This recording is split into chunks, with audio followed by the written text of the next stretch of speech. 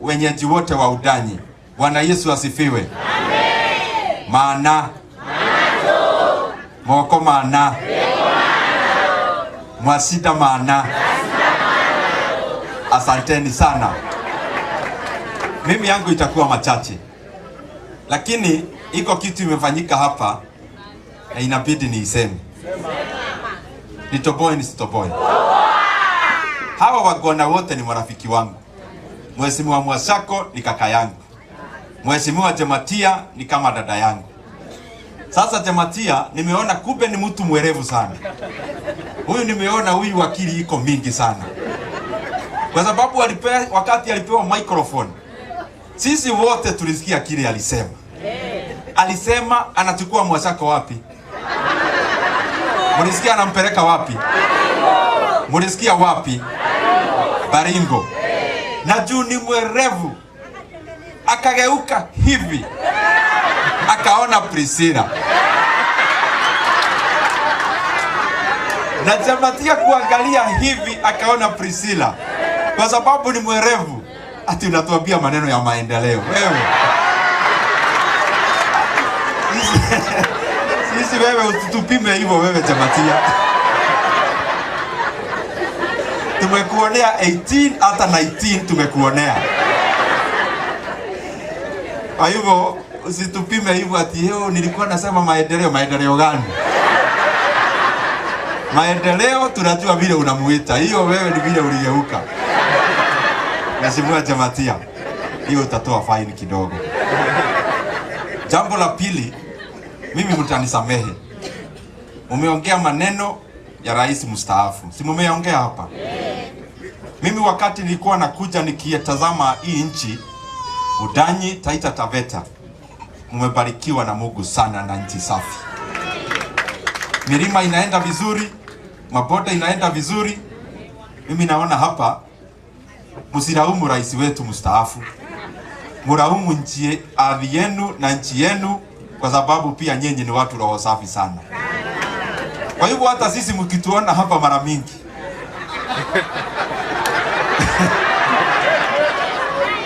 ama tumekaribishwa. Mimi naona ni pahali mzuri sana. Hata ukiwa huko angani ukitazama, naona niko kama Murang'a kwetu. Na asanteni sana kwa kutukaribisha. La pili, Mheshimiwa Mwashako. Huyu unajua kuna vile unaweka maneno ati kwa sababu sasa tuko Udanyi na ni constituency ya Mwashako. Anasema tulisoma na yeye KU, ati namshidia urefu na nini tena? Nitoboe nisitoboe. Huyu Mwashako fedha anayo, mimi najua. Na Priscilla kama unataka pin za ATM zote, mimi najua. Kwa hivyo hata hapa iko sawa. Na Mheshimiwa Mwashako, ni vizuri niseme nikiwa hapa Udanyi, nimeinteract na watu wengi. Kwa nature yetu ya kazi tunakutana na watu wengi. Mheshimiwa Mwashako, sijapatana na mtu roho safi kama Mheshimiwa Dan Mwashako. Na unajua kuna vitu hufichi. Ukikuwa na roho safi, hata uso inaonyesha wewe ni roho safi. Matendo yako inaonyesha wewe ni roho safi. Lakini si kujua mtu wa roho safi pia ni mchapakazi vile nimeona leo. Kwa sababu amekuja na kitu ya kwanza tumefanya ni kwenda pale katika Udanyi Youth Empowerment and Cultural Center. Na mimi kwa sababu nimeyasikia akitaja sana katika bunge ya kwamba anajenga ujenzi wa hali ya juu. Mimi nafurahi sana vile Mheshimiwa Mwashako tulikuja na tukaenda kwa hiyo murandi. Na mimi nataka niwahakikishie Udanyi Youth Empowerment and Cultural Center itamalizika. Na kwa sababu hapo tutakuwa na Cultural Center, ukitaka kujua maneno ya county mzima, unaenda pale unafunzwa. Hawa wanalika wetu, my fellow youth, watakuwa na pahali wanaenda, wako na digital complex katika hiyo center ambayo itakuwa na wifi na computers. Unaenda unafanya kazi ya digital, unaweka pesa kwa mfuko, tunakuza Udanyi yetu. Tutakuwa pia na pahali pia ya mamkuli. Ukiingia pale itakuwa one stop center. Unafanya kazi, unakula pale, kama ni mtalii unasoma pale, na Mheshimiwa Mwashako, kongole sana kwa hiyo kazi. Na hiyo picha ya hiyo mjenzi natumia hata rais wa Kenya aone kazi safi unafanya. Ndio ukikoma kidogo kwa fedha, wewe unachomoa, maneno inakaa sawa sawa. Si hapo ni sawa? Ya pili, mimi nataka nikupongeze kwa siku ya leo. Umekuja kufanya majambo 3. Jambo ngapi? 3. Umesikia mtu anasema maneno ni 3? Alikuwa nani yule? Rais wa Kenya. Na waletea salamu ya rais wa Kenya. Umezipokea?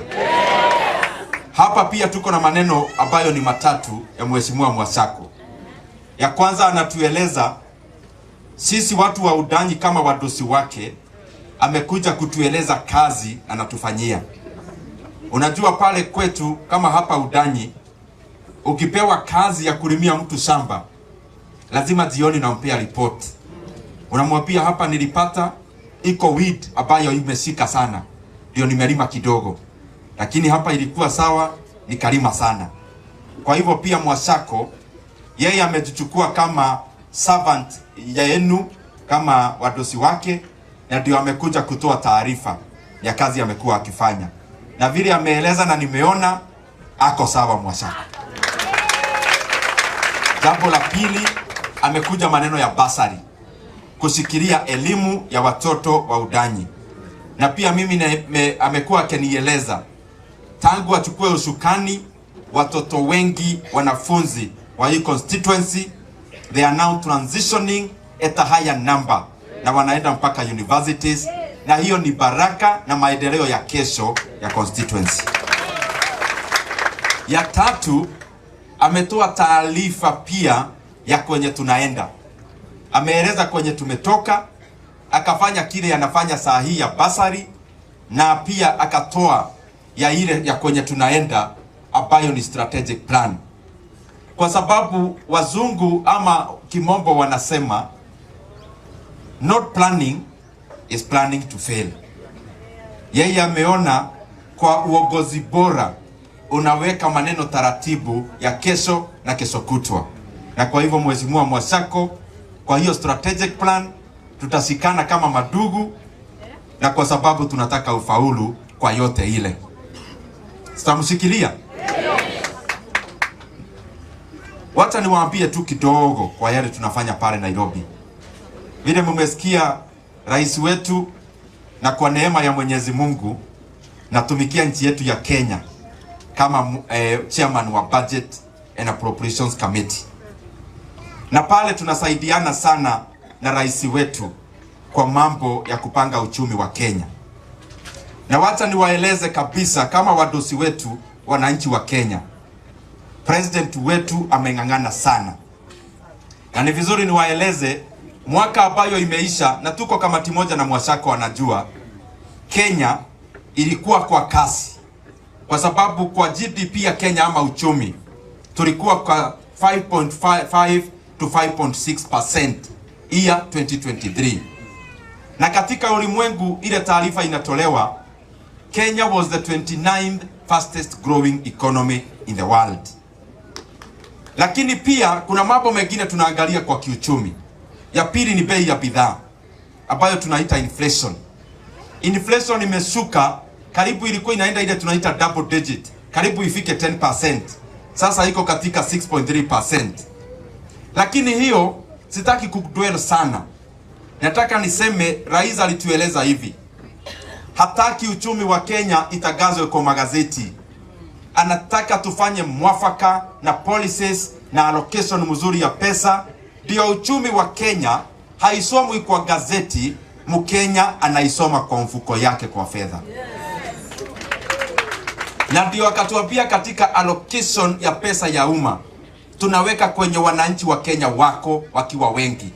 Familia mingi ziko na watoto katika shule. Hiyo ni gao ya kuweka wananchi wote sawa. Na hiyo ndio tumeweka fedha ya juu zaidi. Education sector ndio tunaweka 27% of the entire national government spending in the Republic of Kenya. Na katika hiyo fedha ya elimu, walimu wetu wako hapa, and I recognize the chair for KESA na WAKEPSA. Tumeweka fedha katika ile bajeti inaanza kazi Julai, 26.3 billion shillings, ambayo hiyo fedha tumeambia TSC wale walimu wetu wa JSS walichukuliwa kwa njia ya internship. Tunataka 26,000 of them wapewe permanent and pensionable jobs by TSC.